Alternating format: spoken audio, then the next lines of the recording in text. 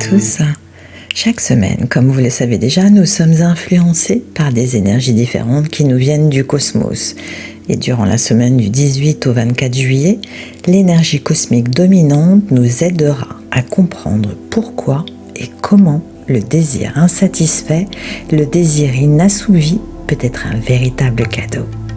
Lorsque vous avez un désir, que ce soit de boire un verre d'eau, de concrétiser un projet, un voyage ou un achat, tant qu'il n'est pas concrétisé, vous avez une énergie qui grandit en vous, une force qui vous pousse jusqu'à la réalisation de ce désir.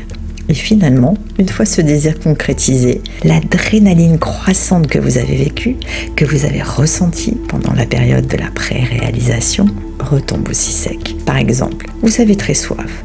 Tant que vous ne buvez pas, votre soif grandit encore, ce jusqu'à ce que vous buviez enfin un verre d'eau.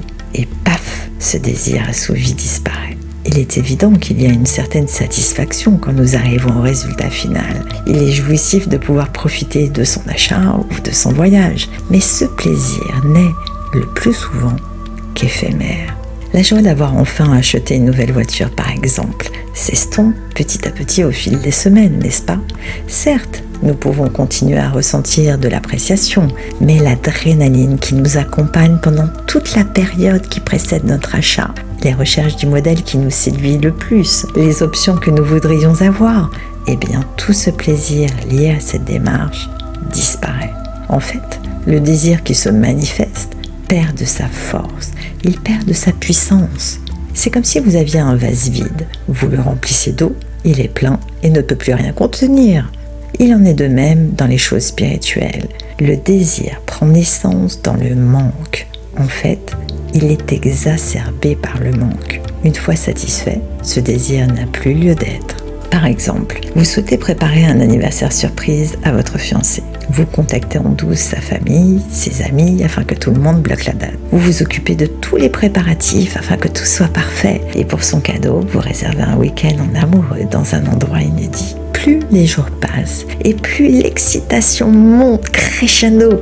Le jour J, tout fonctionne à merveille. Votre fiancé est totalement surpris et très touché de tous les efforts que vous avez faits pour lui. C'est une totale réussite. Mais cette énergie euphorisante ressentie pendant tous les préparatifs est complètement éphémère. L'influence de cette semaine, si nous sommes attentifs, nous aidera à comprendre que l'énergie se trouve dans le désir, dans l'effort que nous mettons pour assouvir notre désir, et non pas dans son objectif ou sa finalité. Et comme nous l'avons compris, le plus grand désir que nous puissions avoir, c'est un désir grandissant.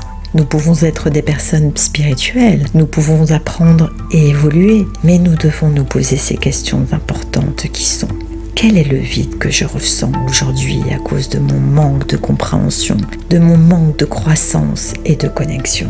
Spirituellement, c'est le désir de lumière qui nous permet d'être plus proches du but de notre âme. Le désir infini de lumière englobe en fait tous nos désirs les plus fous, car la lumière veut tout nous donner. Il ne tient qu'à nous d'aller la chercher et de ne pas la limiter.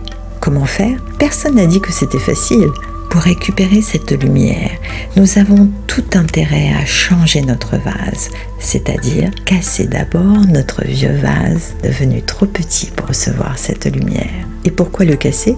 Il faut comprendre que plus notre désir de lumière grandit, moins cet ancien vase a la capacité de recevoir cette lumière. C'est pour cela que nous avons besoin d'un réceptacle plus grand, en opposition à nos désirs limités qui nous empêchent de recevoir plus de lumière. Voici une courte histoire afin de mieux comprendre ce concept.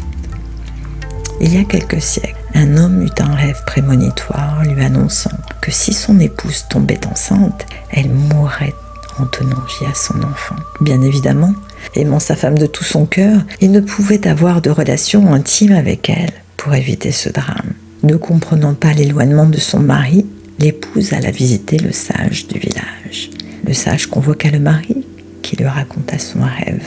Le sage lui expliqua alors qu'il pouvait avoir d'autres scénarios possibles et d'avoir confiance. Finalement, suite à l'insistance de son épouse, il finit par céder et sa femme tomba enceinte. L'accouchement s'avéra être très compliqué et son épouse implora le Créateur d'avoir ne serait-ce que quelques mois avec son enfant. Elle mit au monde un magnifique garçon et décéda quelques mois après. Le nouveau père, accablé par sa perte, visita alors le vieux sage qui lui expliqua ceci. Quand ta femme a imploré le Créateur d'avoir quelques mois avec son enfant, les portes du ciel étaient grandes ouvertes et elle aurait pu demander de passer sa vie entière avec son enfant. Mais malheureusement, son désir alors était limité. Mes amis, nous sommes les seuls à limiter ce que nous pouvons recevoir, car la lumière, elle, ne cherche qu'à donner sans limite. Je vous invite chaque matin de cette semaine, après avoir fait quelques respirations en conscience, à fermer les yeux et les orienter au-dessus de l'horizon, puis de répéter ce mantra quelques instants. Aujourd'hui, je veux avoir plus de désir, plus de capacité et plus de discipline dans tous mes projets. Je terminerai par une citation de André Gide, écrivain français. « Chaque désir m'a plus enrichi que la possession toujours fausse de l'objet même de mon désir. » Mes amis, le chemin à parcourir est souvent plus important que la destination elle-même. C'est à travers lui que nous grandissons par les efforts que nous faisons pour atteindre notre but. Merci pour votre écoute. Si vous avez pensé à une personne pendant le visionnage de la vidéo, je vous invite à la lui transférer, ainsi qu'à tous vos proches. Aidez-moi à diffuser ces messages. Vous pouvez liker la vidéo, vous abonner à ma chaîne YouTube Rava en Conscience et me suivre sur Instagram, Facebook et sur TikTok. Alors, à dimanche prochain pour en savoir plus sur l'énergie cosmique de la semaine à venir.